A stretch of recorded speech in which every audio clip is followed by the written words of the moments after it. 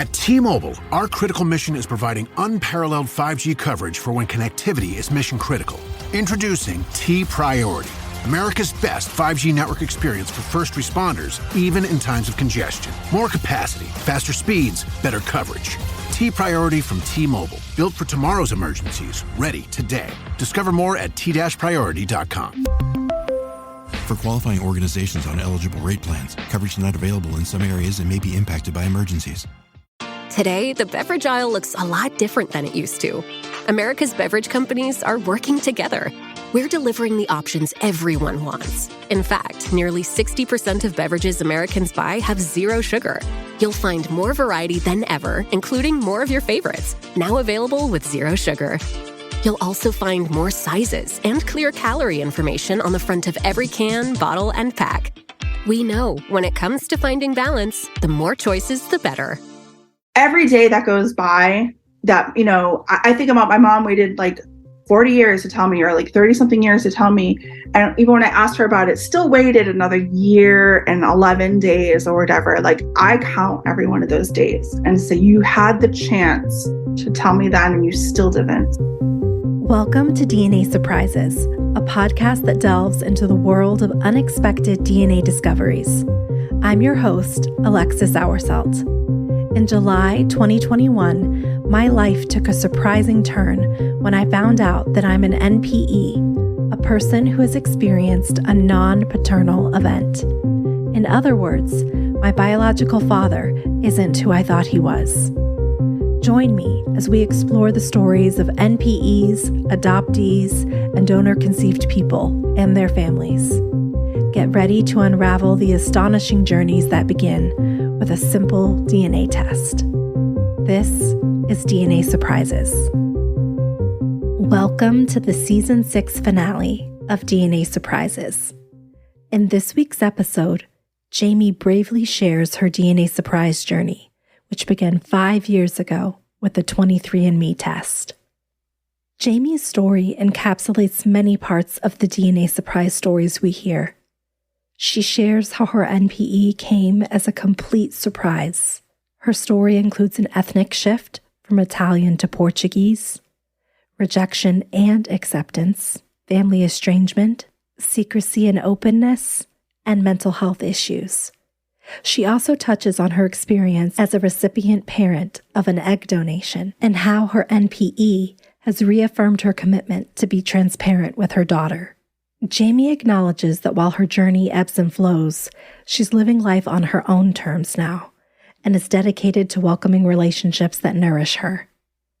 Thank you for sharing your story, Jamie. My name is Jamie. I am 43 years old. I am from Eastern Massachusetts, but I now live in Honolulu, Hawaii. My story really started with probably a lot of people start with, and seeing the 23andMe kits for half price. This was in 2017, and I had been trying to get pregnant for about 5 years. I had done IVF for a couple of years. I had done 5 unsuccessful cycles and ended up on my final cycle succeeding with donor eggs. So I was pregnant. I was happy. And I was really preparing for how to tell my daughter that she was donor conceived before she was born, because I was all about reading everything about it and making sure this was something that she could handle. Growing up, and I never wanted to hide any secrets from her. I never, ever, ever in my life ever would have guessed that I would have an NPE story, or that my father, my birth certificate father, was not my birth father. This was nothing I was even thinking about at the time. I just was thinking, okay, this is where my DNA ends. So I kind of want to see, I've been told I'm half Italian and part Portuguese and mostly Irish my entire life. I even studied in Italy, got it tattooed on my body, studied in Sicily. I was just obsessed with being Italian, grew up in an Irish Catholic Italian part of south of Boston. I was really full of pride. If a lot of people from Massachusetts are full of pride from being from Boston, from being of their family, of their roots, of the Italian heritage, the Irish heritage, especially where I'm from, the Portuguese heritage, which I felt never really that I should participate in because I was only like 2% Portuguese, as I had been told. So anyway, I'm like, yeah, let's figure this out. That'd be kind of fun. This is half off. I'm going to do it. Send off my husband's too. My husband is from Hawaii, and, he knew that he had some Native Hawaiian. And of course, a lot of people, I think, want to see, hey, am I part, Native American or Indigenous? And he knew he had some of that and never had the full story, especially, Hawaii, there's a lot of immigration here. So we just decided to do it for that reason. I got it back, and this was in 2017 before my daughter was born. At first, I was like, this is weird, but it didn't seem out of the ordinary because it said I was half Irish, like I had thought, but then it said I was very Portuguese, like 40% Portuguese and like 2% Italian or something. And I was like, this is really weird, but then I'm thinking, well, I'm from a very Portuguese community. Things could have been lost in translation. I mean, we actually have the largest Portuguese festival in the world outside of Portugal in my small hometown. So I'm like, that's not really weird. There was a lot of Portuguese people in my family, so I didn't find it totally weird. I did find it weird about the Italian thing, though, because I did have my great-grandfather's immigration papers from Naples. I could track that. So my birth certificate's father's side of the family, I released the results in like a little family Facebook group we had. And I was like, hey, I did 23andMe. If anyone wants to see the results of our family, this is what I found. And like, I just thought it was kind of weird that I'm not really that Italian, but maybe grandma didn't really know how Italian she was. I don't know. And my grandparents had been dead for a while, so I couldn't ask them.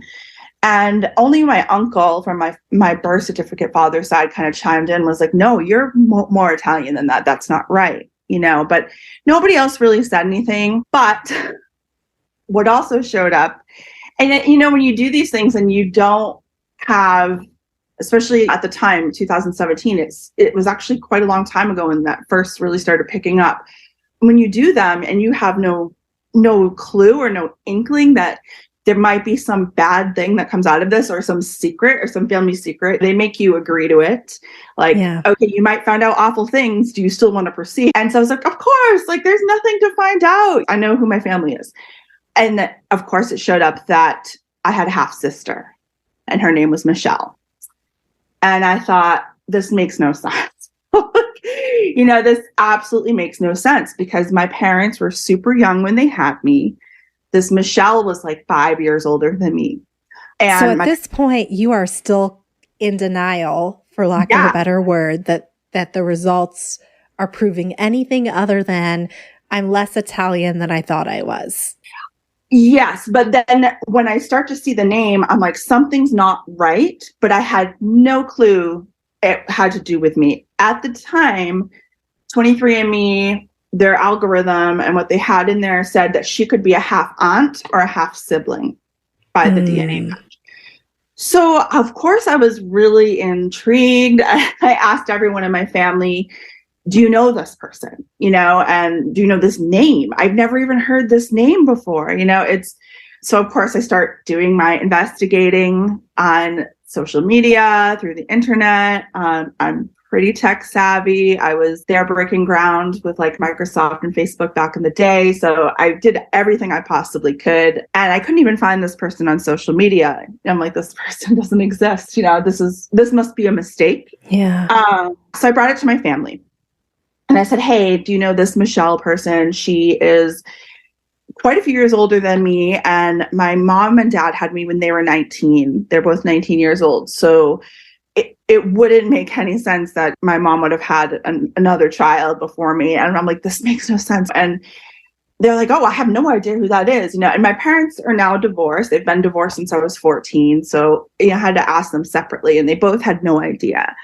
And I've been through a lot of trauma my entire life with my mother. My mother, I grew up with, she was an alcoholic, she was an addict. So we already had a kind of estranged relationship, and I had a closer relationship with my birth certificate father. And so I trusted him more. So he was still like, I have no idea, So I was like, okay, it's a new thing. I worked in tech. I know that sometimes the algorithms aren't quite there yet. All I can do, and all you could do at the time, is through the site, contact this Michelle person via 23andMe, the website, and just hope that she checks it one day. So I did that. And who are you? It says you're my half sister. No response. A few weeks go by, and I'm super pregnant at this point. I had gone through IVF for years. I had already been through a lot.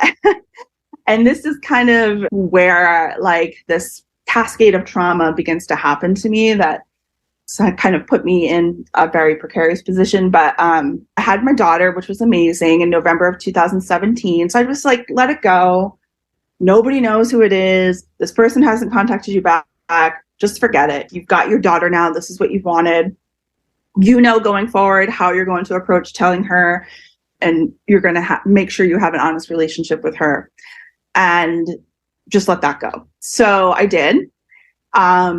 During that year, or right after having my daughter, 10 days after, I suffered a secondary postpartum hemorrhage, which was almost deadly. So for those who don't know what that is I gave birth. Everything was fine. I was in labor a long time, almost a little over 60 hours.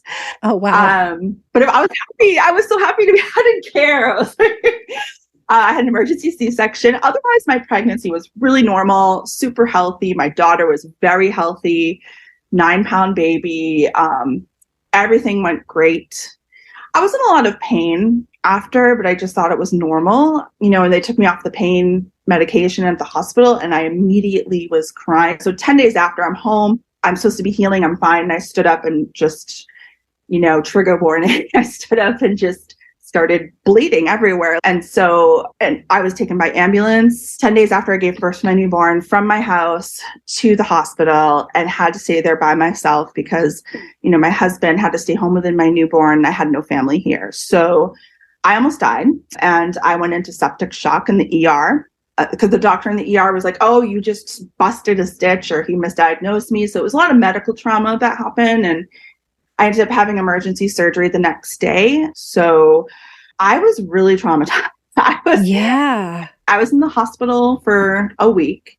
I was released on Thanksgiving, which was my baby's first holiday. I felt really robbed of the experience I had, just worked so hard for. I had severe postpartum anxiety, severe postpartum depression. I didn't know how bad it was, and PTSD, which I had no idea until I knew when I woke up, like from the surgery, something's not right. I have a history of mental illness. I had been doing well for many years, but I had a history of it. And I said, look, get behavioral health in here before I leave the hospital.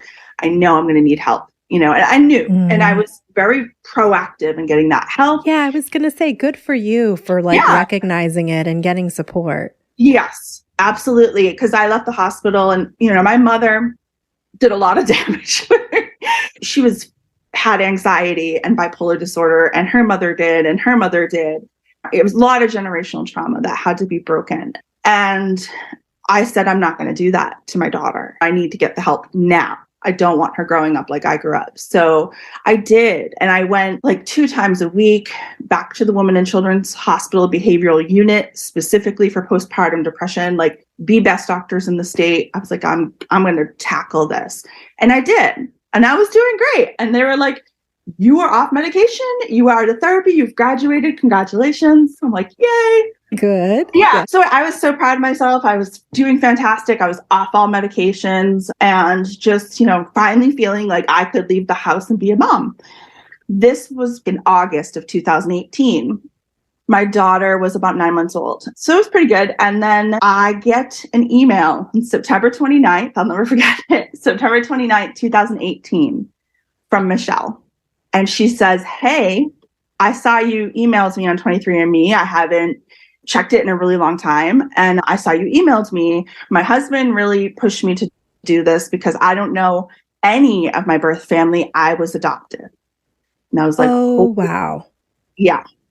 So I was like, oh my God. And she lives in my hometown, which is very small. And we start going back and forth. I'm like, well, how old are you? So then I bring it back to my family. I'm like, look, she's either my half aunt or my half sister. DNA doesn't lie. Okay. Like now it's been a year. Now this person's contacting me back. And she's not only like telling me, hey, I was adopted, I don't know anyone, but she's from our hometown. She's like, things are starting to happen. There's no escaping this. You guys got to tell me what's going on. So at this point, did you realize that it could only be like a shared father, or was your mother still a consideration at this point? Or yes, it was my last guess that it could be a shared father. I actually thought, because it still said half aunt or half sister, my grandparents had been dead for many years. I actually thought my grandfather had an affair because he had 6 children with my grandmother. My mom has 5 brothers and sisters. He was a manager in Boston, and they lived about 40 minutes south of Boston. And from what Michelle told me, she was born basically at a home in Boston that they sent young girls to hide their pregnancies and then get adopted out of, like an Irish Catholic sort of home in Boston.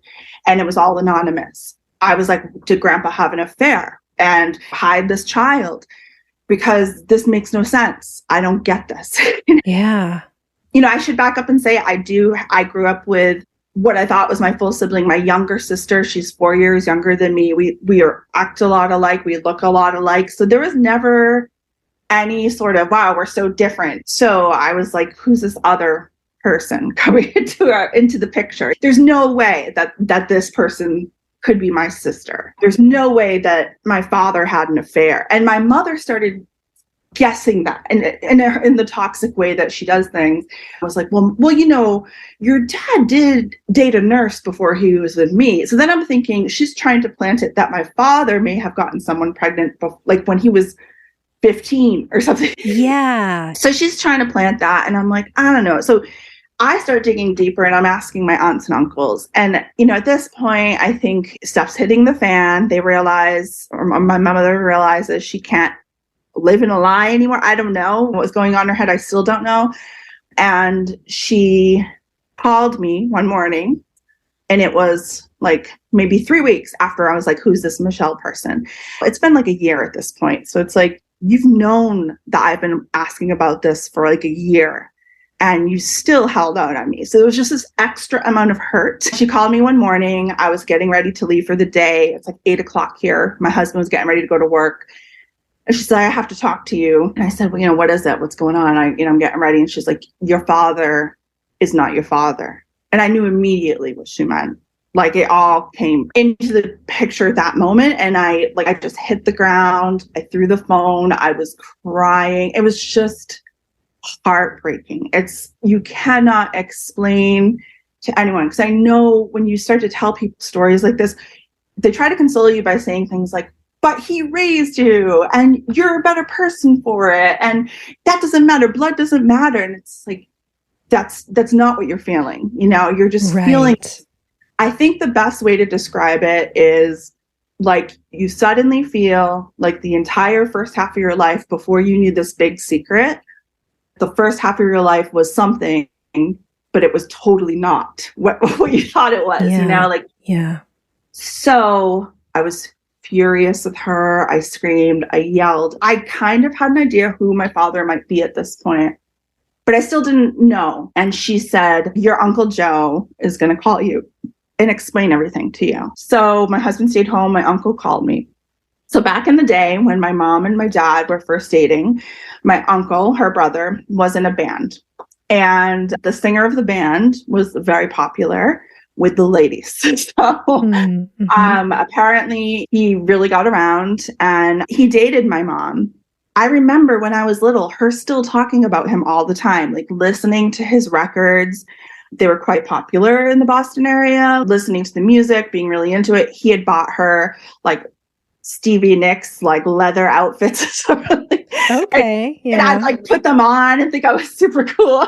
You know? So like I knew who this person was.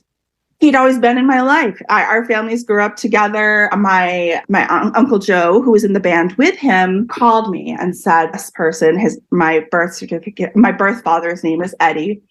He said, Eddie got his girlfriend pregnant when she was 16. So this is another woman.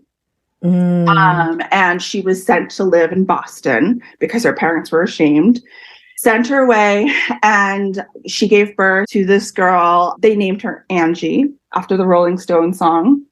And at that time, it was just like, here's my baby. Goodbye. You signed the papers and you don't know anything. So she knew nothing. And she ended up being adopted by a family who was still from the same hometown as me, which is weird because it was like 40 minutes away, and grew up down the street from me. Literally, we lived on the same street at one point, a tiny side street when I was a little bit old. We found this out later that when I was like 18 and she was 25, we lived like 3 houses apart from each other in apartments. Oh, wow. Yeah. I mean, this is how close we were our whole lives, but never knew.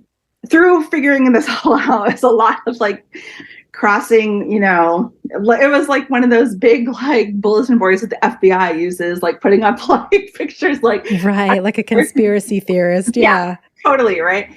I called her, we talked, and I said, I'm your sister. And I found out that my mother had slept with Eddie and my birth certificate father at the same time, around the same time. And when she got pregnant, he was just not a good person. He was getting everyone pregnant. He was not stable. She loved my father, my birth certificate father, and she wanted to be with him. And she, to this day, says she thought 100%, no doubt, that I was Dave, my birth certificate father is Dave's baby. And there was like, apparently my dad told me that there was this whole thing where they made her put her hand on a Bible and swear that, my grandparents did that because they made them get married. They made them get married when my mom got pregnant. And she's like, I swear this is Dave's baby. And she still says to this day, and it's like, what disillusion must you live in? Like, if you're sleeping with 2 people, that there's a possibility. And, it's so frustrating because to this day, she will not admit that. So I found this out. I talked to Joe. I talked to Michelle next. I called my younger sister, Allie. She's the one I grew up with, who's 4 years younger. And I was just crying. I was like, Dad's not my dad, and she's like, what's going on? And, you also got to imagine this is all happening from 6,000 miles away. So I'm living in Hawaii without my family. I live here just with my husband and daughter and his family. My family's all still in Massachusetts. So this is happening really far apart. I have nobody to like put my head on their shoulder and look at that looks like me or anything. It was a very isolating experience. Yeah. So you talked to your sister, your raised sister, and what was her reaction? She always goes into sort of control mode. Like, how are we going? What's going to happen next? How are we going to fix this? She was like, does Dad know? And I was like, no. And I just did not have the heart to tell him. I was like, I can't. I called everyone and I yelled at everyone. I was like, you had to have known. Somebody had to have questioned that and let me go my entire life. That is a horrible thing because, first of all, it's just horrible to do to anybody. But secondly, I grew up with mental illness. Yeah. I went through major depressive episodes, anxiety. I fought it. I beat it. And I finally was making something of my life. It was an awful thing to do for someone who went through so much trauma already. So my younger sister was like, I'm going to tell Dad. So she kind of took that on. Okay.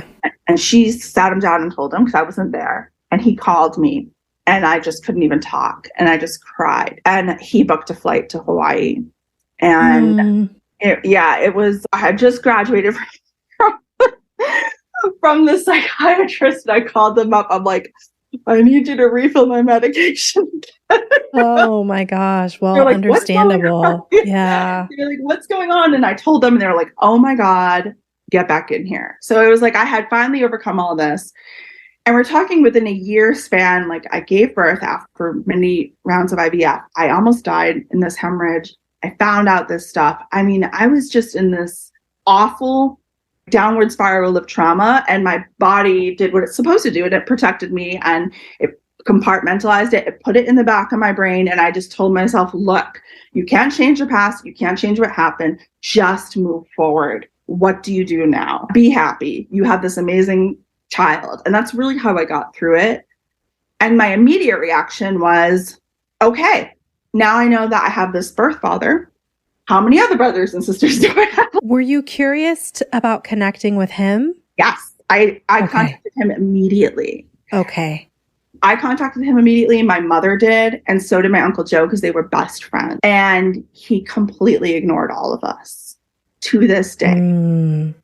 I contacted him immediately and I was like, get me a plane ticket. I'm flying to the mainland. I'm going to meet this man. I want to meet my half sister. She's this amazing person. You know, like I found out I had another half sister in Texas.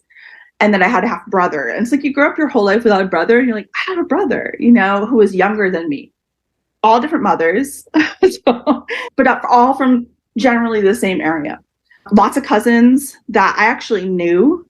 It's a blessing that I never like hooked up with any of them, to be honest with you. Right? That's always something that comes up. Yeah. Yeah.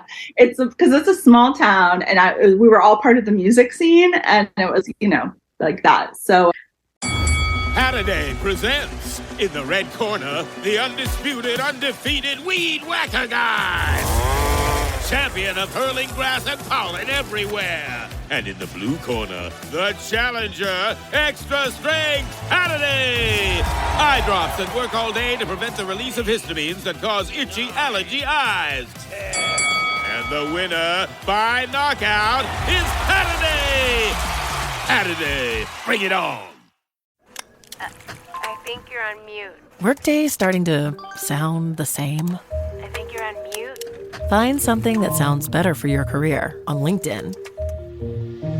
With LinkedIn Job Collections, you can browse curated collections by relevant industries and benefits, like flex PTO or hybrid workplaces, so you can find the right job for you. Get started at linkedin.com/jobs. Finding where you fit. LinkedIn knows how. it's a blessing. But so I contacted him. He didn't get back to me and he didn't get back to any of us. My immediate reaction was like, I need to go home. I need to like look at my mom face to face. I need to look at my sister, my father. After a couple of weeks, I was like, okay, that's not a good idea. That's not a good idea. Mm-hmm. Yeah. So my daughter was about to turn 1, and in Hawaii, like the first birthday is bigger than throwing a wedding. It is a big deal. You go all out for like a baby luau. So I was busy planning that. And so my dad said, I'm going to fly in for that. And he went to therapy with me so that I could have this conversation with him in front of a therapist. Because my father, he doesn't really show emotion. He's an amazing guy. Like, I love him so much. He's like the rock in my life. And I am really lucky that he's the one who raised me.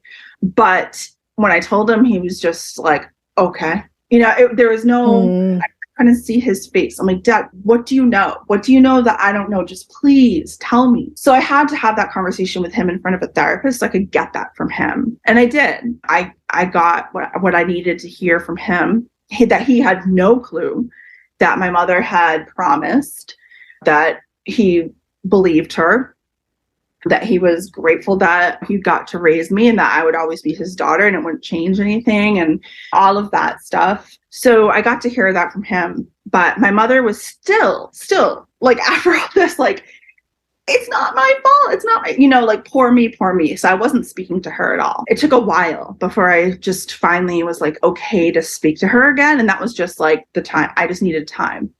Over the next year, I didn't hear anything from my birth father. I had already found my brother, my sister on Facebook, all of my aunts and uncles that were his brothers and sisters, because they grew up with my aunts and uncles that were on my mom's side. I mean, literally, they were like all best friends. So did they knew, or? I don't know if they knew before, but I started to get the feeling that a couple of the aunts knew because they still spoke to my aunts on my mom's side and they told them. So I didn't have conversation with them at that point. I was still giving my birth father the chance to respond. From what I had heard, his wife had cancer at the time. He was going through a lot. So I was like, I'll give him grace right now. Mm-hmm. It's a lot to take on. Months and months passed, and I sent him a letter. I sent him messages. He started to block me. And I'm like, well, then he knows if he's blocking me. And he's just ignoring it. So I'm like, screw this. I'm not doing this anymore. Like, I have to live for me. So I gave him exactly 1 year. And then I started sending messages to the rest of my family. My brother, I introduced myself. I'm your sister. My other sister. All of his brothers and sisters. So my aunts and uncles. I'm your niece. And this is how, and da-da-da-da. And none of them really seemed surprised, to the point that that year, my brother, who I had never met before, invited me over, because he does Christmas at his house, for Christmas, and to meet the entire family at one time. And they're huge Portuguese family. So then I find out I'm like so Portuguese. And I'm like, I missed out on all the Portuguese culture that I was like, I shouldn't take part in because I'm not Portuguese. And now I'm like, oh my gosh, I'm like half Azorian Portuguese, you know? Yeah. Anyway, so they're this huge Portuguese family, and he invited me, and it was so surreal. I flew home. I walked in the front door, and he was just standing there in like an ugly Christmas sweater. He was so adorable. And he's like 1 year younger than me, almost to the day. And he just put his arms around me and hugged me. The whole family embraced me. And not one person mentioned Eddie the entire day. He doesn't live in Massachusetts any longer. I think he's on the West Coast somewhere. They just didn't mention him. It was like, we don't care. Like, you're our niece. We're not even going to. They just acted like nothing happened. It was just like I was there. Does Eddie acknowledge your other siblings aside from the adopted sibling? He does not acknowledge me or the adopted sibling. He acknowledges his other daughter, and he very much acknowledges my brother.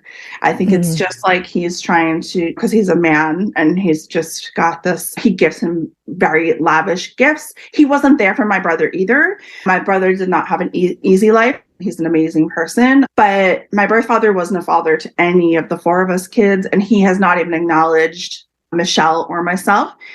Michelle and I met.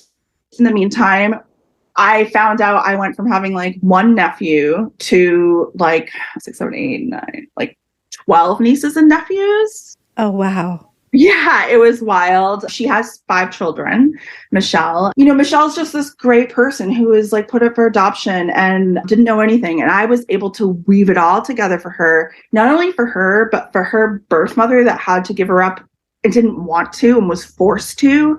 I got to say, hey, I found your daughter like 40 something years later. She's still friends, like her birth mother, friends with my mom, you know, so everyone knew each other. So it was easy for me to be like, this is your birth mother. This is your daughter. This is how I found out. She is my half sister. I got to put all those pieces together for her. We're very close because she's like, look, like without your big heart, no matter what anyone says, you shouldn't apologize for having a big heart and wanting to like put people in contact with each other. These were adults that made these decisions that they want to just pretend that didn't happen. Is she still in contact with her mother? They have met once or twice. I think, you know, they have a little bit of a relationship. She's seen her a couple times, but it is, you know, it's weird because like initially when this all happened, it's like, I've always been a big family person. Family was everything to me. So immediately I was like, I have to catch up on like 40 years of not knowing my sister or my brother or my other sister. And it has to be the same type of relationship that I have with the sister I grew up with. And if, because it's not, I'm upset, or like, am I doing things wrong? And am I treating my nieces the right way? Do I hug them? Like, what do I do? You know, there's so much you're navigating in that way. And it's hard. It's not easy to make up for all that lost time, so to speak. Yeah. And not everyone is close with the siblings that they grew up with, but having that built-in closeness and just that lifetime of relationship building, it can't be replicated, right? Yeah. So you're still close to Michelle. How are you with your other siblings? So, I mean, so my brother and I, he's really great. You know, whenever I go home, we hang out, and that's fantastic. I've actually never spoken on the phone with my sister in Texas, but we're connected on Facebook and we've spoken through Facebook, and that's been enough. It's not that I don't want to talk to her. She doesn't want to talk to me. It's like at the beginning, it was a lot of missed connection. And for her, I actually put her in touch with Michelle. They are actually full siblings. So she had she had known that her mom had given up a child for adoption, but she thought she'd never find her. So at the end of the day, the only one who ended up with a full sibling was Michelle and Jen, my other sister. So they talk a lot, and like I kind of get information about her through Michelle and vice versa. So like I feel like we're talking. There's no bad blood or anything. There's just not really like this. I need to, like, if she was to come here or if I was to go visit that area, I'm sure we would hang out and everything would be fine type of thing. And we'd have a great time, but it just hasn't happened and I'm not forcing it. But unfortunately, like what this all led to, and it's been really hard. And part of the reason like I'm doing this podcast is I talked a lot about the trauma I went through before I found this out, because it's really relevant. Experiencing trauma after trauma after trauma, after living a life of trauma, gives you CPTSD. And it's kind of a new diagnosis. And also going through these DNA discoveries is a pretty new phenomenon for most therapists and psychiatrists and psychologists, and they don't know how to treat it. Yeah. So we're kind of navigating that water with them, right? That's where we need to rely on each other in this community. And I'm very grateful for it, because when I first found this out, like there was like one secret group on Facebook I could join, but I didn't know anyone else who had gone through it, right? Yeah. And so it was really hard to relate. And so starting in 2017 and only up until last year, which is 2022, I was essentially in the throes of CPTSD and didn't know it. I was just protecting my brain and raising my daughter and doing the best I could. But it just got progressively more difficult to just, in my head, I'm like, I must have processed it, because I'm okay. But it just got progressively more difficult to do that for many reasons. One is that my younger sister, whenever I would come home or visit, and I would always stay with her, we were very, very, very close. She was my best friend. And I always would only go home really to stay with her. I'd stay at her house for 10 days with my daughter. Our kids are like the same age. They only have each other in the family because our kids are the same age. And so we were very, very tight. And it just really started to slowly push us apart, because she started to get a little bit jealous that I wanted to meet Michelle. And it was like a joke that we had. She, I'd go and stay with Allie, and then I'd be like, okay, I'm leaving to go to Michelle's. And I'd come back and like, Michelle, she has like a garden. So she would give me like flowers or just different presents and stuff. And I'd bring them home. My sister would be like, well, I'll get you better flowers. It was like a joke we had, Yeah, sure. Playful jealousy. Yeah. But I don't think it was all a joke, and it started that way. And then she would say, well, I don't want you saying in front of her son or anyone else that you have a different father than I do. And I'm like, okay, I understand that. They're young. But, I'm also raising my daughter who's a donor child. And I've committed to being honest with her from the beginning. And I've already been, we've read all the books. She's 5 years old. All the ways they tell you to explain it, she knows. And she understands for her age. And she will continue to know. And I'm brutally honest probably about too much of my daughter, because I never want her to ever think I've been hiding anything from her. But my sister is the exact opposite with her son. And that's fine. Everyone raises their child differently. But it was making me have to hide who I was. It was making me over, the 4 years that I found this out and was going to visit her, every time I felt less and less like I could be myself, that I felt less and less comfortable. I had to continue to lie in front of her son. And it just made me feel very ashamed to be who I was. And that's just not fair. It's not fair. And it's fine if you want to hide things from your son. He's going to eventually find out. So last year I went home. I was about to go home to see her. I had a bad feeling about it for some reason. I was like, I don't know about this trip. I hadn't planned the trip. My husband was like, with coronavirus, I hadn't been home as often. It was tough. He's like, go home, visit your family. It was like fall. I was so excited because I never go to New England in the fall. Usually we go in the summer, and I missed it so much. And my daughter's never seen the fall. So she was so pumped. And I was like, okay, we'll do it. We'll do it. We had gotten an Airbnb this time because we were staying for like 20 days. I didn't want to bother my sister for that long. A lot had been built up. I've been diagnosed with CPTSD. I was on a ton of medication for anti-anxiety, antidepressants. And I also, during this time, was going through a lot. Well, I have 2 chronic illnesses. So like I have RA, I have lupus, you know, so it was just trying to control stress so I wouldn't have flares, and just this awful cycle of like flaring and pain and anxiety. So right before this trip, I had found out that Eddie had reached out to my brother to talk about me, my birth father. So it was like, finally, he is acknowledging me right before this trip home. So this like all contributed to what happened. He told him, look, that was a really bad time of my life. I don't want to go back to it. I want nothing to do with her. And like, wow. I knew that, but to hear him say it was a different thing. Yeah. How did you feel? I felt completely rejected. I felt not worthy of anyone's love. I felt like that's when I started dissociating and was just like, how could an adult, you know, this many years later, who was so close with everyone in my family, they were his best friends, treat me this way? If he treated all of his children that way, I think it would have been a little easier, but I knew he was leaning heavy into my brother. And in doing so, he basically told the family that I had created, my new aunts and uncles, my new brother, my new sister, he basically told them all, back off and don't talk to her. And so I had gained them all. And then suddenly I lost them all again. And I was not prepared for that. Like, that's how I was holding myself up, saying, okay, well, this happened, but you gained this new family and there's nothing wrong with that. And that's amazing. You have new people to love and to love you.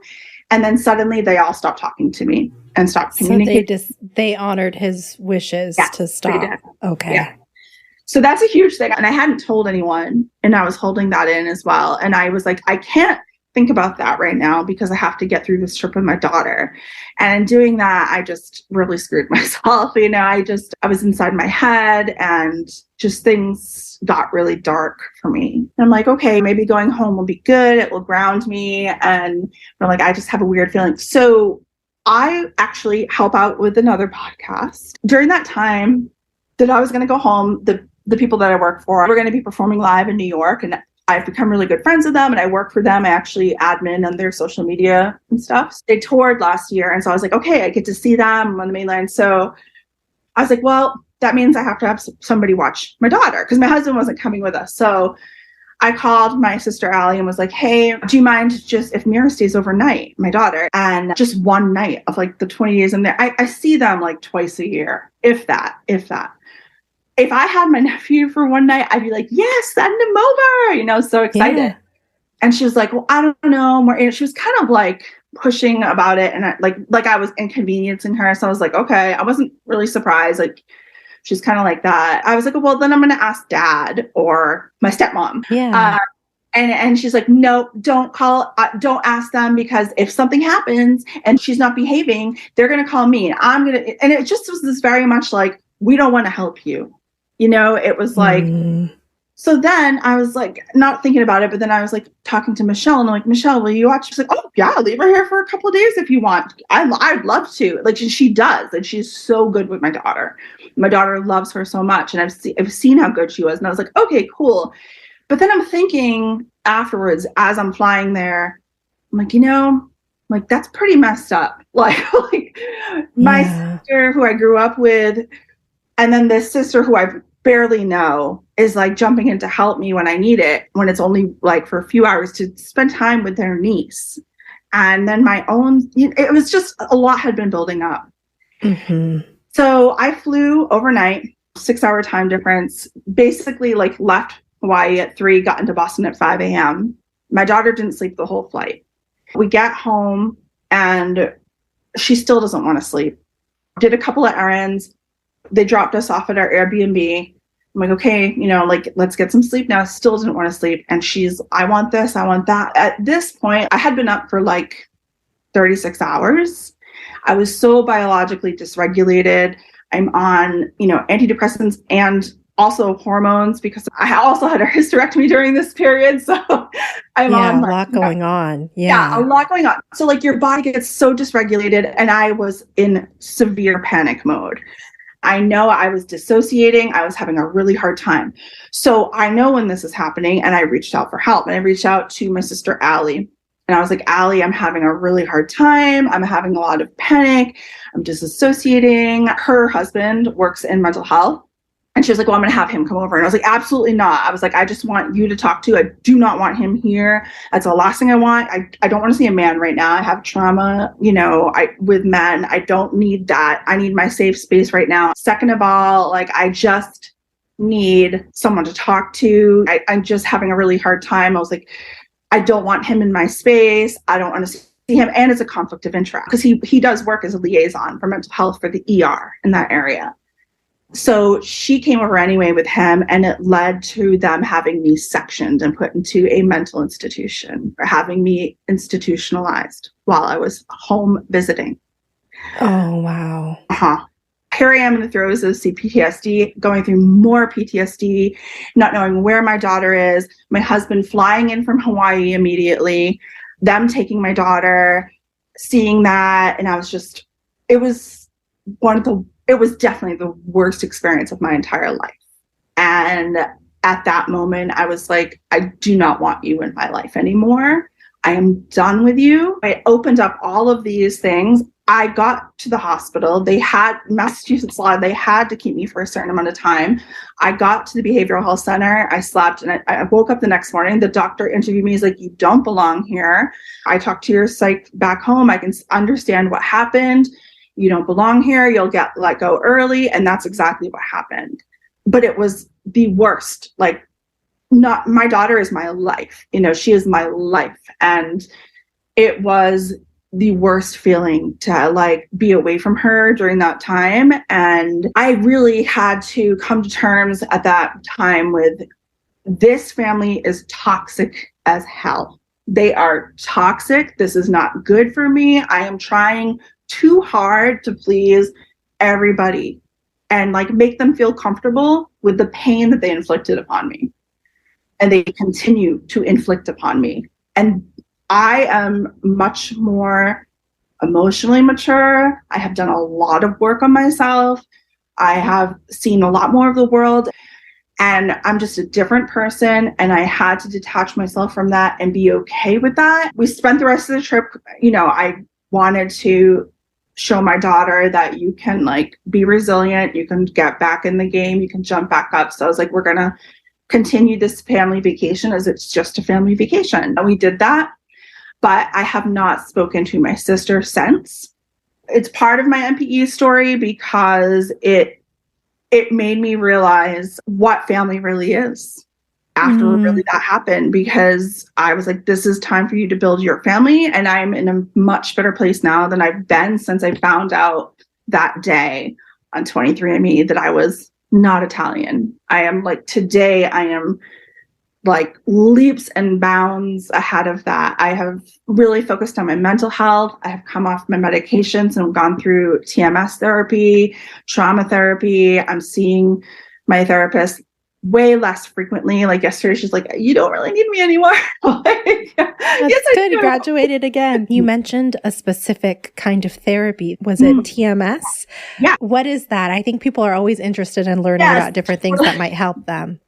Yeah. I mean, I'm all about science, medicine, not being ashamed of any of that stuff. So I first want to say that TMS therapy is essentially, and I'm not going to explain it right, but Well, it's okay. essentially like if you get diagnosed with treatment-resistant depression, you can try TMS therapy, which I feel, and I know a lot of doctors feel, is sort of an insurance-based thing. Like they want you to try all the medication first, which to me is pretty messed up.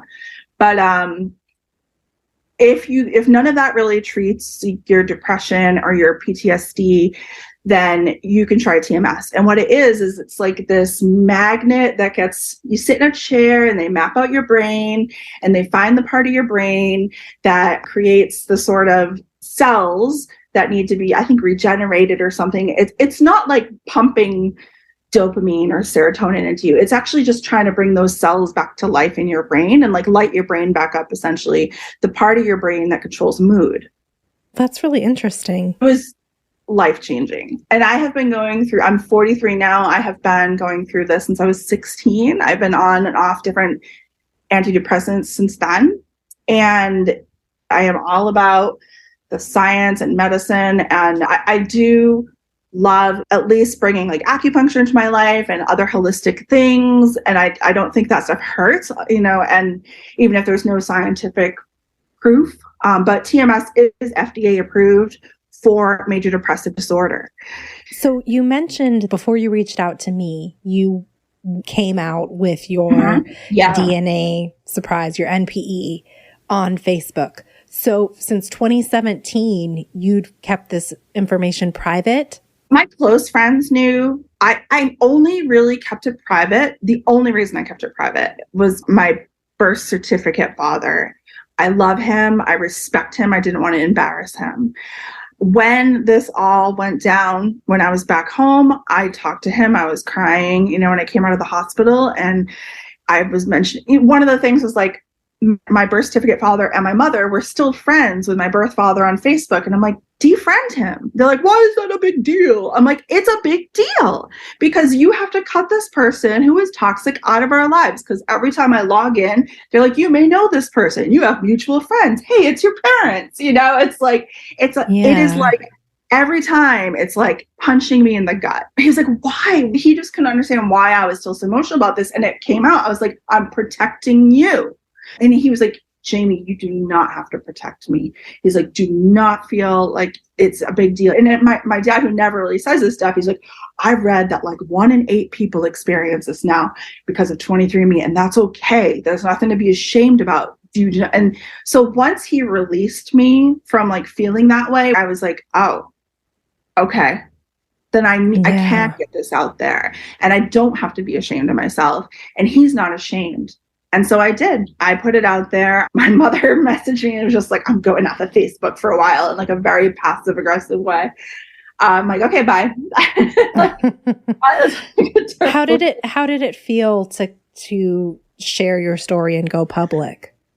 It felt fantastic. I'm like a pretty spiritual person, not like religious, but spiritual. I'm kind of a hippie, like in tune with like just energy. And it was New Year's Eve. And in Hawaii, New Year's Eve is a huge thing. The whole island lights up and it's beautiful. It's just like, it was this moment. And in that moment, I was standing there with my daughter and I was like, this is it. On your way home, you're going to write it. And I wrote that post on my way home through being like in this very emotional experience. And I posted it. And then the next day I had so many comments from people that I haven't talked to in maybe 20 years. I can't believe you went through, you're so strong, just very supportive.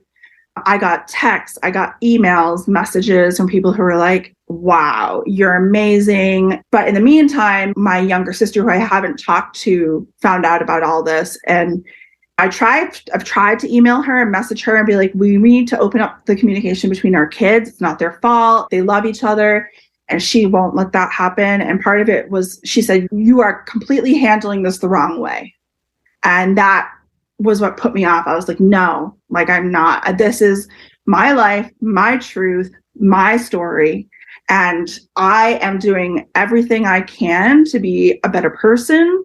I re-enrolled in school. I started a new career. Like I'm excelling in it really quickly because I finally let go of all this stuff that was holding me back. And I'm in a really good space. And she wants me to be brought down again. And I just can't allow that, even if it means cutting off all communication with her, which is unfortunate. And it's very sad. It's really hard. But I also have to protect myself. And by not protecting myself is how I got in this situation, in a bad situation where I was trying to protect everyone else and I wasn't taking care of my own mental health. What is next for you in terms of your relationships and your NPE journey? Yeah. So this was a big deal for me. I've definitely been following you. I've listened to your podcast. I was like, I could never do that. I wanted to reach out to you earlier than I did, but I felt like I'm ready. And this is a huge thing. I told my husband, I was like, I'm doing this afternoon.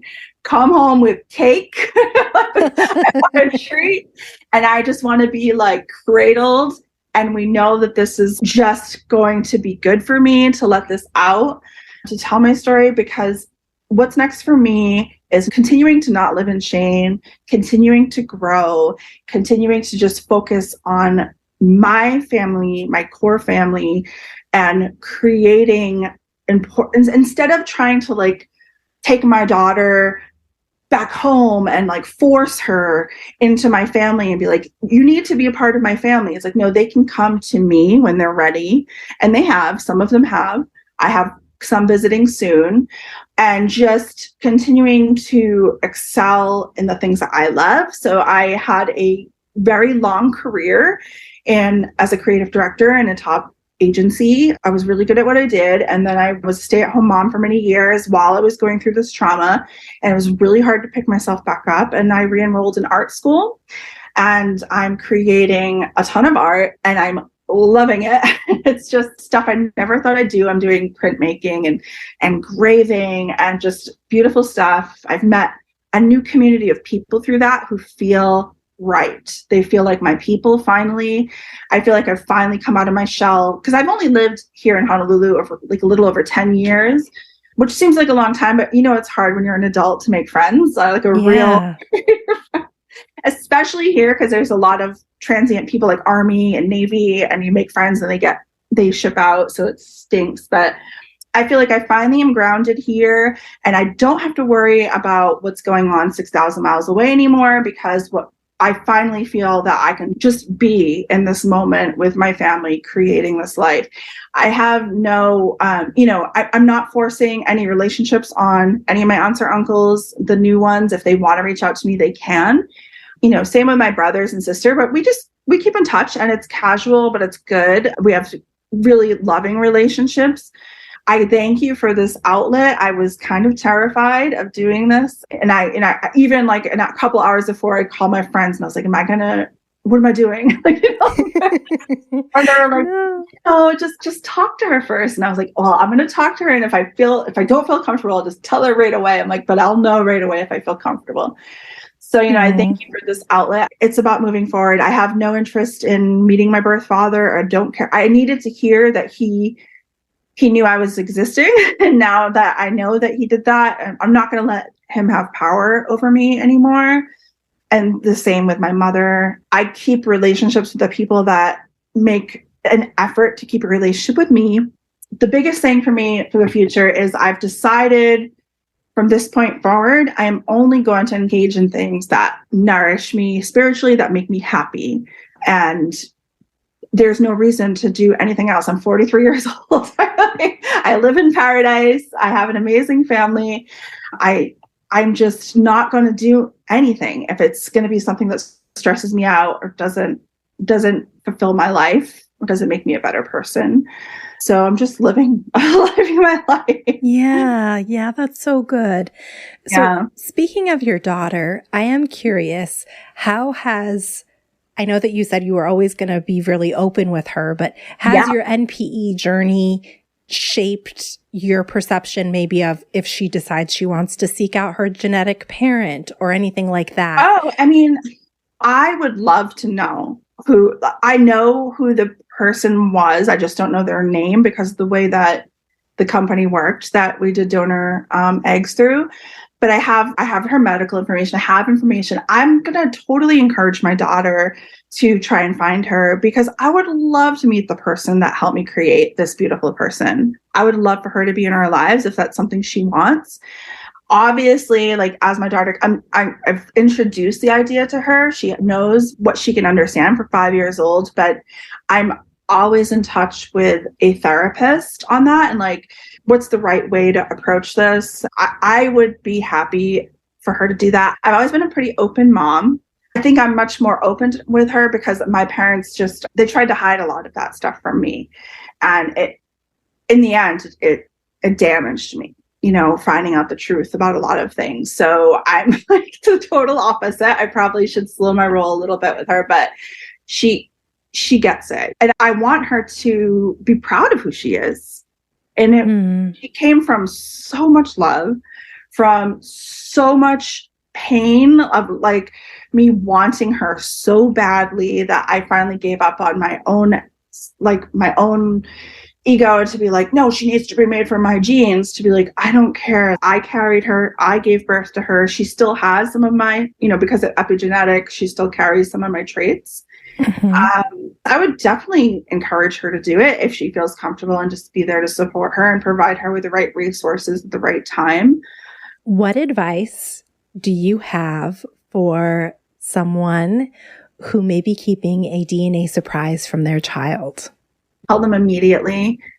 Don't wait another day. Every day that you wait, they're going to find out eventually. I would say 95% of people are going to find out at this point. I have a good friend who told me a couple of years ago that he did have a child with some other woman, and it was being hidden from the child. And he was like, I don't know what to do. And I immediately was like, you need to tell them tomorrow. Everyone deserves to know where they come from. It's so selfish to not tell them. I certainly would say, depending on how old your child is, make sure you involve a professional from the beginning that can help both of you. That's really good advice. Yeah. And what advice do you have for someone who just discovered that they're an NPE? You're not alone. You'll feel very isolated. You will look at photos of your childhood suddenly differently.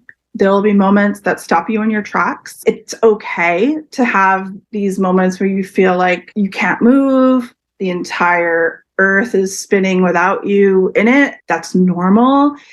Just always check in on yourself, see how you're doing, and be ready for any possible reaction from anyone, because even if you think people and you grew up with them your whole life, this kind of news, everyone reacts to it differently. So I would say just prepare yourself for a wide variety of reactions, and try to lean on the support groups of other people that are going through this when you get those reactions, so that you can see you're not alone. I thought, I'm the only one who has gone through this that I know that their birth father doesn't want to meet. And that's not true. There's a ton of it. Everyone has a different type of story, but you have very similar core feelings about it. So just reach out to people and don't go through this alone. Jamie, thank you so much for reaching out and sharing your story. I know you were apprehensive about it at first, but I hope you feel good now. And yes.